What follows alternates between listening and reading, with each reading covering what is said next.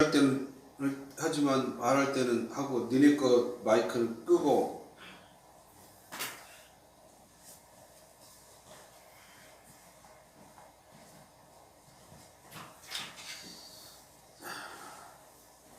할렐루야. 오늘도 주의 말씀 가운데 사마에 나오신 모든 이들에게 하나님의 축복의 은혜가 넘치기를 기도합니다. 자, 오늘 하나님의 말씀 고린도 후서 9장 5절부터 5절부터 15절까지 말씀 다 같이 한 목소리로 우리 합독하시겠습니다. 고린도 후서 9장 5절부터 15절까지 다 같이 한 목소리로 합독합니다. 그러므로 내가 이 형제들로 먼저 너희에게 가서 너희가 전에 약속한 연보를 미리 준비하게 하도록 권면하는 것이 필요한 줄 생각하느니 이렇게 준비하여 참 연보답고 억지가 아니라 이것이 곧 적게 심는 자는 적게 거두고 많이 심는 자는 많이 거둔다 한 말이로다. 각각 그 마음에 정한 대로 할 것이요 인색함으로나 억지로 하지 말지니 하나님은 줄여내는 자를 사랑하시느니라. 하나님이 능히 모든 은혜를 너희에게 넘치게 하시나니 이는 너희로 모든 일에 항상 모든 것이 능력하여 모든 착한 일을 넘치게 하려 하시니라. 기록한 바 그가 더 가난한 자들에게 주었으니 그의 의가 영원토록 있느니라 함과 같으니 이는 심는 자에게 씨와 먹을 양식을 주시는 이가 너희 심을 것을 주사 풍성하게 하시고 너희 의의 열매를 다하게 하시리니 너희가 모든 일에 넉넉하여 너그럽게 연보를 하면 그들이 우리를 말미암아 감사하게 하는 것이라. 이 공사의 직무가 성도들의 부족한 것만 보충할 뿐 아니라 사람들이 하나님께 드린 많은 감사로 말미암아 넘쳤느니라. 이 직무로 증거를 삼아 너희가 그리스도의 복음을 진실히 믿고 복종하는 것과 그들과 모든 사람을 섬기는 의의 너희의 후한 연보로 말미암아 하나님께 영광을 돌리고 또 그들이 너희를 위하여 간구하며 하나님이 너희에게 주신 지극한 은혜로 말미암아 너희를 사모하느니라. 말할 수 없는 그의 은사로 말미암아 하나님께 감사하노라. 아멘. 할렐루야. 오늘 연보라는 제목으로 주의 말씀의 은혜를 나눌까 합니다. 연보. 오늘 본문의 말씀을 보면 우리가 연보를 하나님 앞에 드릴 때 어떻게 드려야 되는가에 대한 것들을 자세하게 기록되어 있고, 그리고 그 연보를 통해서 하나님이 어떻게 일하시고 어떻게 우리에게 복을 주시는가에 대해서 아주 구체적으로 바울이 잘 설명하고 있어요. 근데 우리가 오늘날 이 한국교회를 보면 점차적으로 한국교회에서 그 연보에 대한, 연보는 우리가 지금 뭐 헌금을 얘기하는 거죠. 헌금을 드리는데 이 헌금에 대한 말씀을 전하기가 굉장히 어려워졌어요. 그래서 헌금에 대한 얘기를 하면 사람들이 시험에 드는 사람들이 많이 생기고, 교회가 헌금에 대해서 얘기하면 마치 교회가 돈만 밝히는 것처럼 그렇게 간주를 해서, 그래서 이 연보에 대한 얘기를 설교를 하게 되면 아주 사람들이 반응이 굉장히 천차만별이고 굉장히 미묘한 반응들을 보이죠. 그래서 대부분의 목사님들이 이제 연보에 대한 설교를 잘 하지 못합니다. 그러나 우리가 하나님 앞에 이 연보를 드리는 것이 사람이 만든 것이 아니라 하나님께서 친히 만드셨다는 사실을 깨닫고 연보를 통해서 하나님 어떻게 우리에게 복을 주시는가를 오늘 말씀을 통해서 우리가 잘 깨달아야 돼요. 그래서 오늘 우리가 오늘날과 다르게 과거에 이 사도 바울은요, 고린도 교회 교인들에게 연보를 어떻게 해야 되는지 아주 조목조목 자세히 가르쳐 줬잖아요. 이게 사실은 오늘날 우리에게도 동일하게 이 말씀을 기본으로 해서 우리가 하나님의 앞에 연보를 드릴 때, 헌금을 드릴 때에 이러한 자세로 연보를 드려야 됩니다. 이 말씀의 자세. 여기 보면 구체적으로 뭘 얘기해요? 미리 준비하고 그리고 자원하는 마음으로 하고 억지로 하지 말고 그렇게 여러 가지로 설명하고 있어요. 근데 그렇게 함으로 인해서 어떤 일이 주어지느냐? 그 연보를 통해서 하나님이 도리어 우리를 축복하시고 교회를 풍성케 하신다는 그런 내용이 이 연보를 통한 바울의 설교에서 잘 나와 있는 겁니다. 그리고 또 바울은 연보를 드리는 데에 그 연보를 이렇게 숨기거나 또 남몰래 드리거나, 이게 대부분 사람들이 하나님 앞에 연보 드리면 숨깁니다. 금액이 작아서 숨기기도 하고 또 부끄러워서 숨기기도 하고 또 누가 알까봐 숨기기도 하고, 그래서 아주 남몰래 드리려고 하는 그런 마음들이 있어요. 그래서 내가 연보를 많이 하면, 헌금을 많이 하면 다른 사람들이 그 헌금 많이 하는 것을 시기할까봐도 숨기고, 그러나 바울은 말해요. 뭐라고 얘기하냐? 하나님과 교회 앞에 드리는 연보는 정당한 것이다 라고 얘기하는 거예요. 정당한 것은 숨기거나 감추는 것이 아니고 남몰래 하는 것이 아니다라는 거예요. 왜? 연보는 사람이 만든 게 아니라 하나님이 만드셨기 때문에. 그러니까 오늘날 우리가 교회에서 헌금하는 그 모든 헌금은 사람이 만든 게 아니라 누가 만든 거예요? 하나님이 만드셨다는 말이에요. 하나님이 친히 명하시고 친히 말씀하셨어요. 신명기 16장 16절에 너희 가운데 모든 남자는 1년에 3번 곧 무교절과 칠칠절과 초막절에 내 하나님 여호와께서 택하신 곳에서 여호와를 배웁되 빈손으로 여호와를 배웁지 말고 그랬어요. 그러니까 칠칠절과 초막절과 무교절날 하나님 앞에, 지금으로 말하면 하나님 앞에 예배드리러 나올 때 그 말이에요. 예배드리러 나올 때 하나님을 얼굴을 뵈기 위해서 예배드리러 나올 때 무슨 손으로 오지 말라고요? 빈손으로 오지 말라는 거예요. 빈손으로 와서 하나님의 낯을 보지 말라는 거예요. 그러니까 이 말씀은 바로 이 무교절과 칠칠절과 초막절 같은 이렇게 하나님을 뵙기 위해서 나오는 날들이 있어. 그냥 오늘날 그게 주일이잖아요. 우리가 예배드리러 하나님 앞에 나오는 날들을 얘기하는 거예요. 그럴 때 어떻게 오지 말라고? 빈손으로 오지 마라. 그래서 하나님이 분명히 성경에서 하나님 앞에 나올 때, 하나님 앞에 은혜받기 위해서 예배드리기 위해서 나올 때는 이렇게 빈손으로 나오지 말라라고 분명하게 성경이 우리에게 말씀하고 있고 하나님이 명령하셨다는 말이에요. 명령. 그런데 이렇게 하나님이 명령하셨는데도 그 명령하신 것을 얘기하는데도 불구하고 사람들의 감정이 미묘해지는 거예요. 미묘해져. 그래서 연보는요, 우리가 헌금이라는 것은 결국 뭐냐? 하나님께 대한 순종이에요. 하나님의 말씀 앞에 내가 순종한. 왜? 하나님이 너희가 주를 위해서 주님 앞에 나올 때, 하나님 앞에 예배드리러 나올 때, 하나님이 정하신 곳에서 예배드리러 나올 때, 그때에 어떻게 나오지 말라고요? 빈손으로 나오지 마라. 하나님의 명령이었다고 말이에요. 명령. 그래서 명령에 의해서 우리가 하나님 앞에 연보를 드리는 것은 결국은 뭐요? 하나님의 말씀 앞에 순종하는 것을 얘기하는 거예요. 그래서 연보는 오늘날 하나님 앞에 드리는 헌금은 뭐예요? 순종이에요. 순종. 자기의 믿음에 대한 순종이고 또 하나님을 내가 얼마만큼 사랑한다라는 그 사랑의 표현의 수단이 바로 연보이다 말이에요. 연보. 그거는 두말할 필요도 없는 겁니다.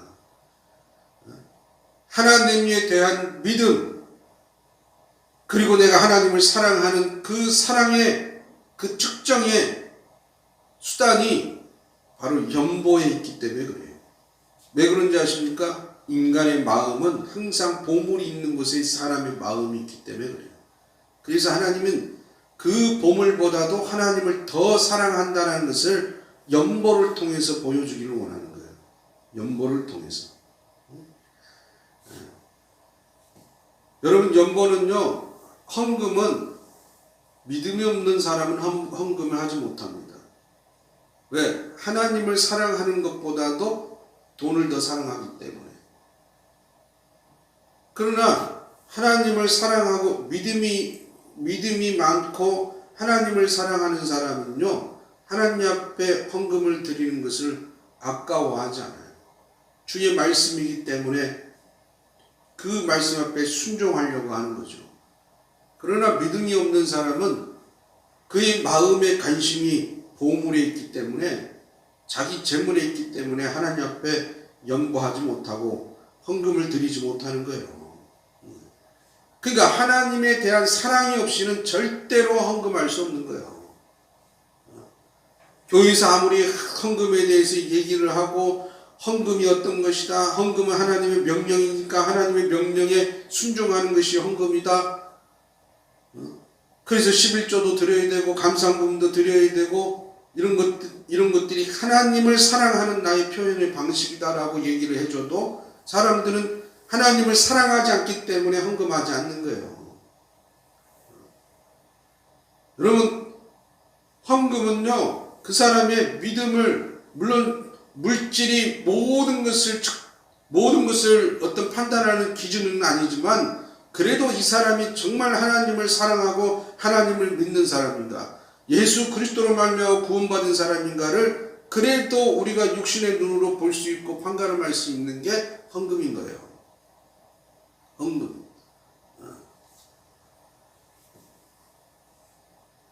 그래서 하나님을 사랑하지 않는 사람은 헌금하지 못하는 겁니다.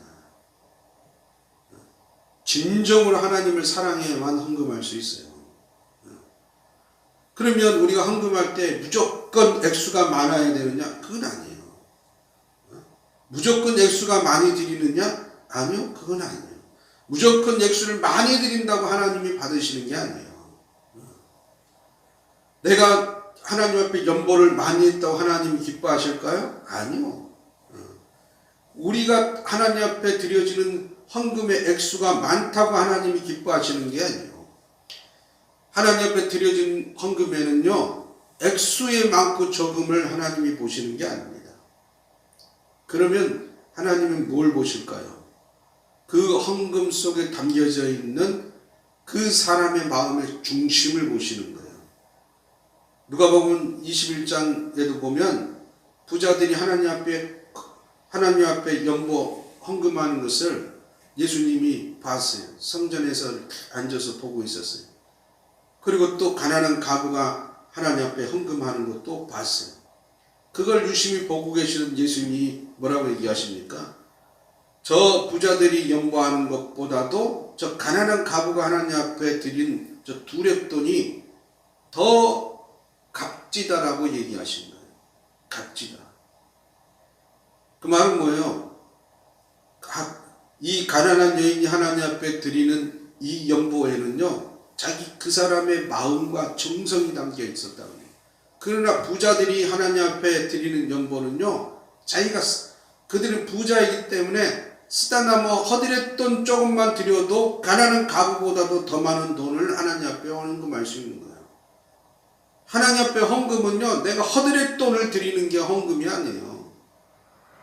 하나님 앞에 드리는 헌금은 내가 수입의 일정 부분을 하나님 앞에 드리기 위해서 먼저 떼어놓는 것이지, 그것을 허드렛돈, 내가 쓰고 남은 돈에 허드렛돈을 하나님 앞에 드리는 것이 아니다, 그 말이에요. 그래서 자기가 쓰고 남은 허드렛돈을 하나님 앞에 드리는 것은 그 사람이 하나님 앞에 드리는 마음과 정성이 없이 드리는 것이다, 그 말이에요. 그러나 이 가난한 가부는 비록 가난하지만 먼저 자기가 쓸 돈을 먼저 계산한 것이 아니라 뭘 먼저 계산해요? 하나님 앞에 먼저 드릴 것을 먼저 떼어놨다, 그 말이에요. 먼저 떼어놨어요. 그래서 하나님은 그 마음을 보시는 것이다 그 말이에요. 너희가 아무리 많은 돈을 하나님 앞에 연보한다 할지라도 허들의 돈을 하나님 앞에 드렸느냐? 정말 먼저 너희가 하나님 앞에 드릴 헌금을 먼저 정성스럽게 떼어놔서, 그래서 바울이죠. 미리 준비하라는 거예요. 미리 준비한다는 말의 의미는 허들의 돈을 하나님 앞에 드리는 것이 아니라 미리 이것은 하나님의 것이다라고, 하나님 앞에 드리는 것이다라고 미리 정성껏 준비해 놓으라는 거예요. 정성껏.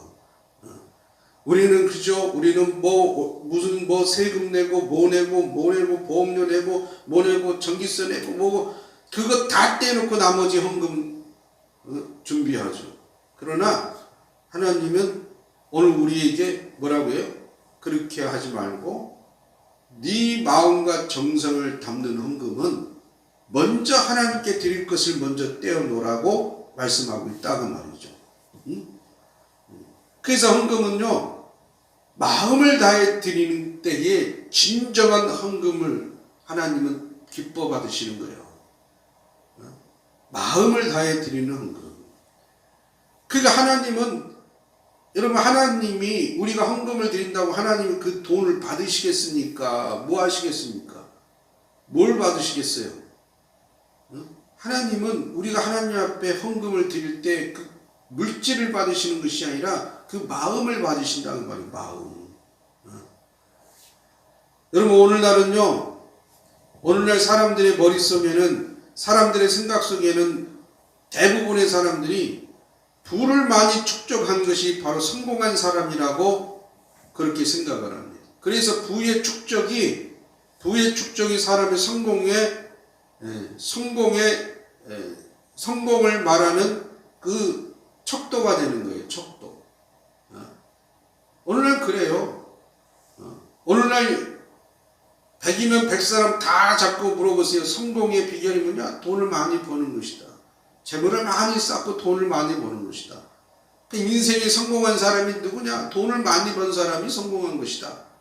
오늘날 사람들의 의식은요, 이처럼 돈을 많이 벌어야 성공한 사람으로 간주하는 거예요. 그래서 사람들은요, 돈을 어떻게 하면 돈을 더 많이 벌까? 재물을 어떻게 하면 더 열심히 쌓을까? 그걸 간과하고, 그렇게 재물을 쌓고 돈을 쌓으려고 열심히 일하죠. 때로는 누군가에게 돈을 갈취하기도 하고, 그렇게 열심히 쌓아서 열심히 모아놓은 돈을 가지고, 돈을 구제의 헌금으로 사용하는 사람은 적다 그 말이에요. 구제의 헌금으로. 물론 우리가 구제의 헌금으로 드릴 때에 인색함으로 드리지 말아야 되지만, 성경에도 분명히 하나님이 뭐라고 말씀하죠? 신명기 15장 7절 8절에도 하나님이 말씀하셨어요. 내 하나님이 여호와께서 내게 주신 땅 어느 성읍에서든지 가난한 형제가 너와 함께 거주하는 거든 그 가난한 형제에게 내 마음을 안악하게 하지 말며 내 손을 움켜쥐지 말고 반드시 내 손을 그에게 펴서 그에게 필요한 대로 쓸 것을 넉넉히 구워주라 그랬어요. 네 주위에, 여기 이 말씀에 보면 하나님이 정해놓으신 성읍에 들어가서 살 때에 네 주변에 가난한 사람이 있으면 그 가난한 사람들을 외면하지 말고 돌아가라고 했어요. 저는요, 오늘날 한국교회가 성교도 많이 하고 성교에 1년에 얼마를 썼느니 그런 자랑들을 많이 하는 걸 봤어요. 그래서 성교도 많이 하고 동남아에다가 교회도 몇 개를 세워놓고 1년에 얼마씩 우리가 성교 헌금을 하고 자랑을 많이 해요. 그런데 그런 교회들 대다수가 자기 교회 주변에 있는 어려운 사람들은 돌아보지 않는다는 거예요. 심지어는 자기 교회에 어려운 사람들도 돌아보지 않아요. 성경은 뭐라고 그래요? 먼저 자기 주변에 있는, 자기 교회 안에 있는, 그래서 자기 교인들에게는 기도해서 응답받으라고 얘기하고, 또 주변에 있는 교회들에게는 전혀 관심도 없고 신경도 안 쓰고 저 외국에다가 선교한 것만 자랑을 하죠. 그러면 선교가 저 외국의 가난한 나라에다가 선교하는 것만 선교가 아니라 자기 집 주변에 가난한 사람들을 돌보는 것도 성교인 거예요. 그것도 성교야. 그러나 한국교회 대부분은요, 저 외국에다가 성교는 1년에 수억씩 들여서 성교를 하지만 자기 주변에 있는 교회 주변에 있는 어려운 교회들, 또 자기 교회 성도들의 어려운 환경이 있을 때 성도들에 대해서는 10원짜리 하나도 돕지 않는 교회들도 많아요. 그럼 그것이 진정한 성교냐? 성경이 분명히 뭐라고 얘기해요? 먼저 어디부터 돌아보라고요? 자기 주변부터. 자기가 살고 있는 주변, 자기 교회에 나오고 있는 성도부터 먼저 돌아보라는 거예요. 때로는 성도들이 사업이 잘 되다고 실패하고, 때로는 적은 물질이라도 때로는 간절할 때가 있어요. 그럴 때 교회가 조금만 도와주면 일어설 수 있는데도 불구하고 그 교인들에 대해서는 이 사람은 교회에다 헌금할 사람인데 교회에서 헌금을 도와주면 안 된다라는 생각들을 갖고 있는 그런 교회들도 많이 있어요. 그래서 기도의 응답 받으라고 얘기하죠. 때로는 기도의 응답보다도 말은 맞는 말이지만, 그러나 때로는 기도의 응답보다도 조그마한 도움의 손길이 그 사람을 빨리 일어설 수 있고, 그 사람이 정말 하나님 앞에 빨리 일어서서 하나님 그 교회에서 빚진 것을 갚을 수 있을 때에 더 큰 것을 하나님 앞에 헌금할 수 있는 계기가 되는 거예요. 그러나 한국교회는 지금 그런 것보다도 외국에 선교하는 일에 더 혈안이 되어서, 마치 외국에다가 선교 안 하면 마치 하나님 뜻을 거역하는 것처럼 그렇게 간주하고 그렇게 판단해버리는 그런 오류들을 너무나 많이 범하고 있다고 말해요. 그래서 우리는 이렇게 부의 축적으로 해서 하나님 앞에 헌금하는, 믿음이 없이 헌금을 하지도 못하지만, 하나님을 사랑하지 않으면 하나님 앞에 헌금을 하지도 않지만, 많은 자기의 성공을 자랑하면서 자기의 많은 재산을 쌓고도 구제하지 않는, 자기 주변의 어려운 사람들을 돌아보지 않는 그러한 일들이 우리 가운데 너무나 많다는 거예요. 그래서 우리는 정말 하나님이 우리에게 요구하시는 진정한 연보의 의미가 뭔지를 깨달아야 됩니다. 여러분, 연보는요, 진실해야 되는 거예요. 진실. 연보는 뭐 해야 된다고? 진실해야 된다. 오늘 본문 11장 11절과 13절에 연보라는 말이 나옵니다. 11절에도 연보를 하문이라고 되어 있고, 13절에도 또 여기 뭐라고 되어 있어요? 13절에도 여기 연보란 말이 나옵니다. 그죠? 그러니까 이 연보, 여기서 말하는 이 연보를요, 이걸 헬라어로 하플로테스라고 얘기해요. 하플로테스. 이 하플로테스라는 말은 이게 순진하다 또는 소박하다, 성실하다는 그런 뜻을 가지고 있어요. 올바름이라는 뜻도 있단 말이에요. 다시 말하면 이 성경, 지금 오늘 본문에서 얘기하고 있는 11절에 얘기하고 있는 이 연보 하플로테스는 하나님 앞에 연보할 때에 어떤 마음으로? 순수한 마음으로 드려야 된다는 말이에요. 순수한 마음. 여러분, 초대교회 당시 초대교회 성도들은 하나님 앞에 연보를 할 때 바로 이런 순수한 마음으로 하나님 앞에 연보를 드렸어요. 순수한 마음으로 드렸다는 말이에요. 그 마음이 어떤 계산적이거나 계산적이지 않냐고 순수하게 오직 하나님을 사랑하는 마음, 그 마음 하나로 하나님 앞에 연보를 드렸다는 거예요. 오늘날 우리가 하나님께 뭐 11조도 드리고 감사헌금도 드리고 기타 여러 헌금들이 많아요. 생일 헌금도 드리고 돌잔치 헌금도 드리고 기타 감사하여 드리는 헌금들이 내용들이 많아요. 그런데 그 헌금을 드릴 때에 뭘 의식합니까? 사람의 눈을 의식한다는 말이에요. 사람의 눈을 의식하여 하나님 앞에 드려요. 자기 체면을 생각하여 하나님 앞에 연보를 드리고, 이러한 연보는요, 이미 그 마음의 순수성이 없어진 거예요. 사람의 눈을 보고 내가 지위와 체면이 있는데 나는 얼마를 해야 된다는 그런 자기 형편에 맞게끔 자기가 감사한 만큼 자기의 감동이 오는 만큼 하나님 앞에 헌금을 드리면 되는데 꼭 다른 사람의 눈을 의식하고 다른 사람의 환경을 의식해서 하나님 앞에 드리는 연보는 하나님이 받으시지 않아요. 왜? 이미 그 마음의 순수함이 없어져 버렸기 때문에 그래요. 왜 하나님이 아나니아와 삽비라의 연보를 받지 않으셨을까요?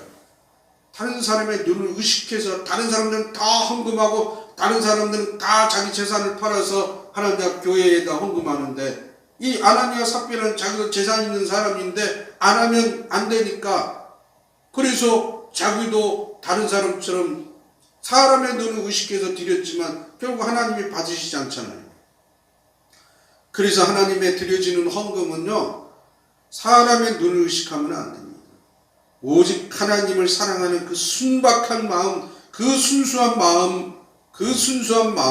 그래서 연보는 하나님께 자기 신앙과 사랑을 표현하는 그 표현의 수단이 바로 연보인 거예요.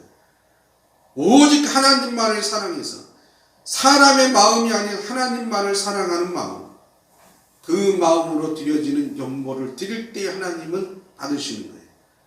두 번째 연보는요 풍성한 연보를 드려야 돼요. 첫째는 하나님 앞에 순수한 연보를 드리지만 두 번째는 풍성한 연보. 고린도후서 8장 20절에도 보면 여기에도 연보라는 단어가 나옵니다. 근데 여기서 나오는 연보가 하드로테스라고 해서 이건 풍성하다는 뜻의 연보예요. 풍성하다. 잘 자랐다라는 뜻의 연보란 말이에요. 근데 우리가 하나님 앞에 연보를 드리는데 그 연보가 뭐가 풍성하냐는 말이에요. 풍성. 뭐가 잘 자랐느냐는 거예요. 그래서 이 풍성하고 잘 자랐다는 말은 바로 이 연보는 두텁고 풍성한 연보. 뭐가 두텁냐? 뭐가 풍성하냐?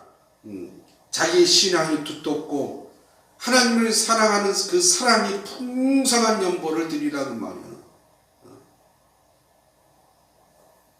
하나님을 사랑하는 사랑이 풍성하다. 그러니까 연보를 드릴 때는요 하나님의 사랑이 풍성해야 됩니다. 하나님을 신뢰하는 마음이 두터워야 돼요. 그 어떤 것도 자르나 우러나 치우치지 않고 두터운 마음으로 하나님 앞에 연보를 해야 돼요.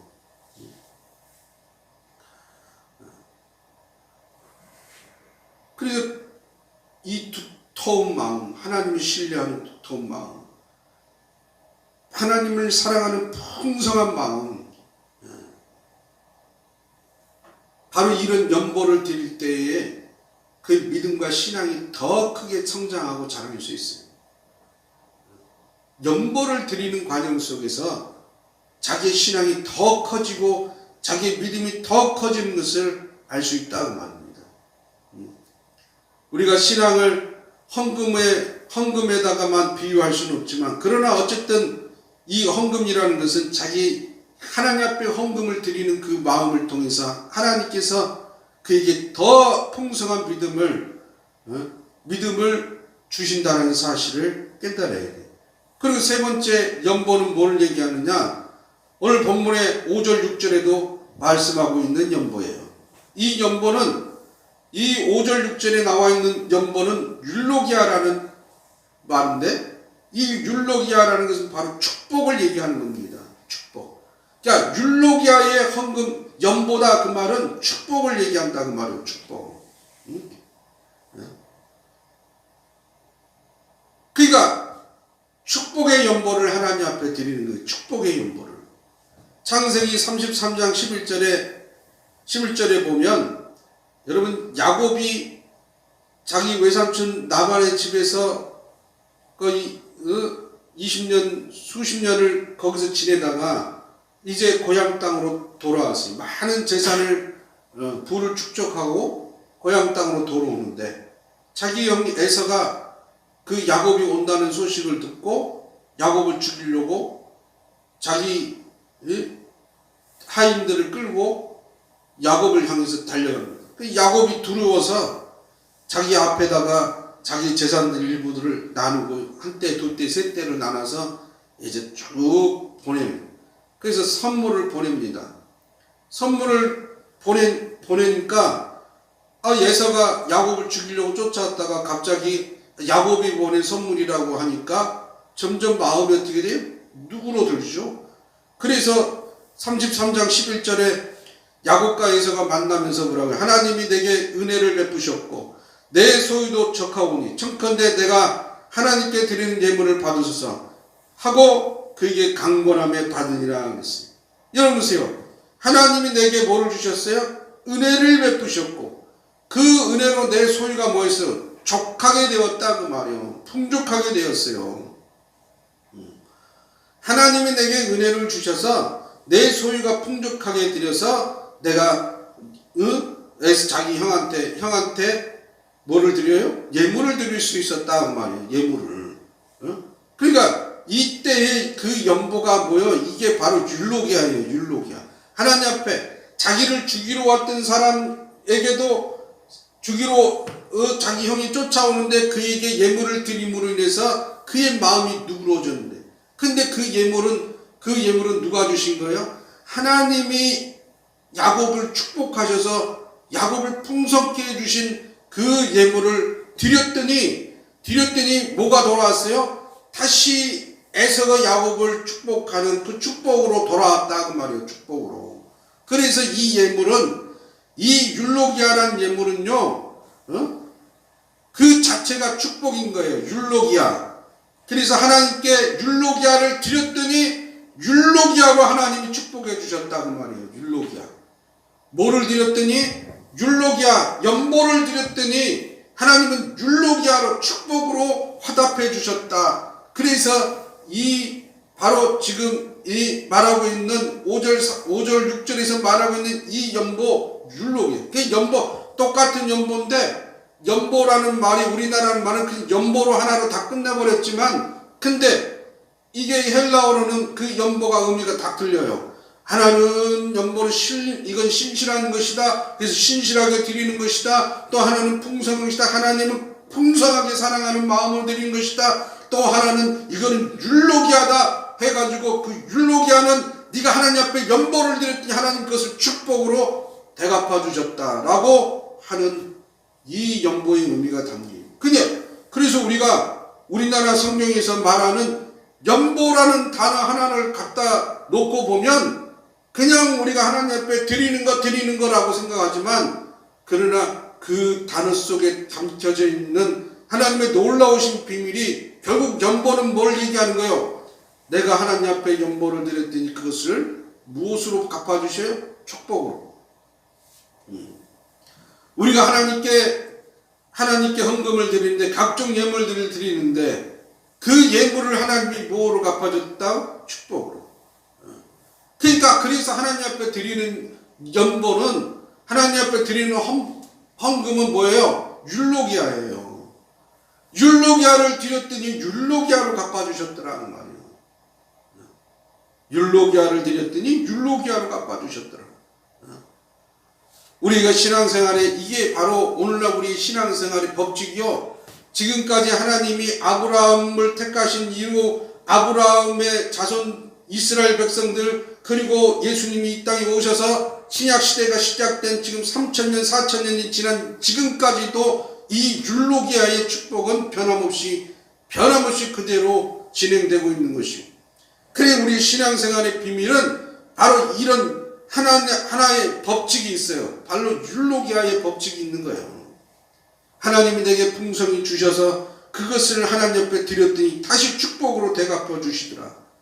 여러분 우리가 하나님 앞에 연보를 드리면요 우리가 가졌든 내가 연보를 드린다는 자체는 하나님이 나에게 연보를 드릴 수 있는 오늘 아까 쓴 본문의 말씀이 뭐라고 그랬어요? 씨와 먹을 양식을 주셨다라고 얘기하잖아요. 그게 씨와 먹을 양식을 주신 것을 가지고 하나님 앞에 드렸다. 그런데 연보를 하는데 막 빚내서 하라는 얘기가 아닙니다. 무엇으로? 하나님이 주신 것 안에서 하라는 거예요. 주신 것 안에서. 씨와 먹을 것은 하나님이 이미 우리에게 주신 것이 있는데 그 주신 것 중에서 먼저 하나님 앞에 드릴 것을 먼저 떼어놓으라는 거예요. 먼저. 그죠? 그래서 우리는 그렇게 먼저 하나님 앞에 연보를 드렸더니 순수한 마음과 풍성한 마음으로 하나님 앞에 연보를 드렸더니 하나님 그것을 율로기하로 갚아주셨다. 축복으로 갚아주셨다는 말입니다. 축복으로. 그래서 이렇게 우리가 신실한 마음과 풍성한 마음과 그 다음에 축복의 마음, 이 마음을 가지고 하나님 앞에 드릴 때에 드리는 사람은요, 늘 하나님 앞에 연보를 드릴 때 11절에 감사함으로 드리라고 그러잖아요. 그리고 7절에는 뭐라고 그래요? 즐거운 마음으로 드리라. 그리고 5절에는 준비하였다가 드리라 그러잖아요. 그러니까 이 마음이 있는 사람이 하나님 앞에 연보할 때 감사하고 즐거워하고 준비할 수 있는 거예요. 그래서 우리는 이런 연보를 드려야 돼요. 순수한 마음, 진실한 마음, 풍성한 마음, 축복의 마음으로 하나님 앞에 연보를 드릴 때 그 연보는 하나님이 다시 우리에게 무엇으로 갚아주신다고요? 축복으로. 이게 신앙생활의 비결이에요. 비밀이에요. 이 비밀은 하나님이 인간을 창조하신 이래부터 지금까지 단 한 번도 변하지 않는 사실이었어요. 그러나 오늘날 우리는 물질의 사람들이 물질에 돈을 많이 버는 것이 축복의 성공의 비결인 줄 알고 더 많이 벌지만은 사실은 연보에는 너무나 인색해 있다 그 말이에요. 하나님은 그렇게 복을 주시고 복을 주셨는데도 연보에 인색해요.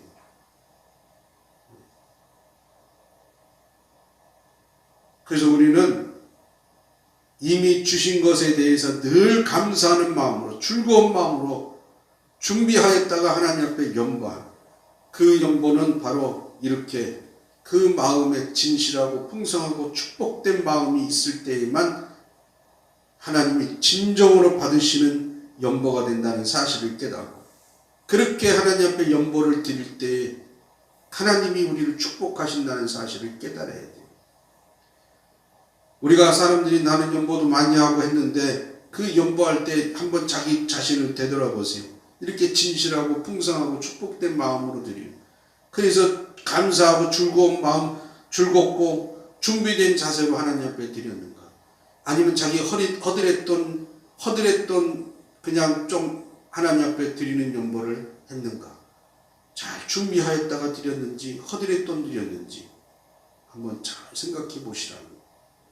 그렇게 우리는 그래서 하나님이 주신 연보를 통해서 이 축복을 받는 오늘 복된 교인들이 다 되시기를 바랍니다.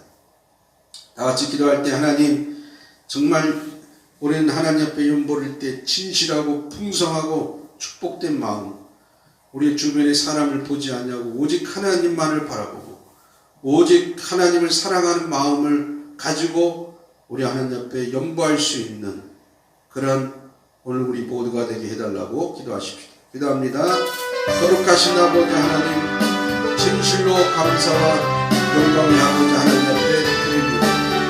우리는 아버지 하나님